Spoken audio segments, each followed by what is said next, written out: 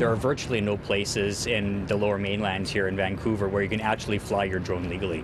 The sun is out, winds are calm, and conditions are perfect for drone flying. But if you thought you could take off anywhere, think again. This weekend, Transport Canada implements new stricter rules for drone operators, making it harder to take off. As of June 1st, anyone flying a drone over 250 grams will have to have it registered with Transport Canada and marked on their drone. Operators will also be required to take a $5 online test to get a pilot's license. They will have to pass what's known as the basic examination, which is an online test that you have to take and pass. And then once you pass that, you get a pilot certificate. And then when you have a pilot certificate, you have to keep that on you whenever you fly your drone, and you may be asked to produce it by the regulators if they come talk to you. The new rules mainly target amateur drones, those weighing 35 kilograms or less. They also emphasize some previous requirements, including staying 30 meters away from bystanders, flying below 400 feet, ensuring your drone is always within eyesight, and of course, keeping at least 3 nautical miles from airports. Those who don't comply could face steep fines.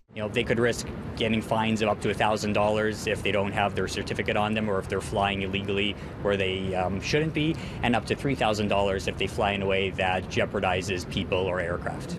So with all these rules and regulations, where exactly can you fly? Well, have a look at this map from Transport Canada. Everything in red is a no-fly zone.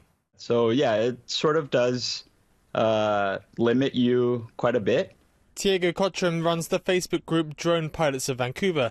Despite the increase in regulations and lack of places to fly, he's all for the new rules, which he says clears up previous grey areas. So a lot of people were, sort of thinking about giving up on it or not even getting into it in the first place. So I think these rules sort of clear things up a bit and helps people understand what it's actually about. But for many, drones are no longer a toy, but a work tool. DJI is the industry leader when it comes to drones. The company worked with Transport Canada to ensure its industry models comply with the new rules, including flying close to people and buildings. Last week, it introduced new software into its drones that would detect close-flying aircraft and alert its operators. You'll see a warning flash on your control screen. It'll shake, it'll make a little warning tone, and you'll know time to pull down and lower yourself really quickly to get out of the way. Transport Canada hopes these new rules can prevent incidents like Gatwick earlier this year, which saw the UK airport ground to a halt from illegal drone operators. Canada's federal authority is urging all operators to check out the new rules on their website before they come into effect this weekend. In Vancouver, Tom Walsh, City News.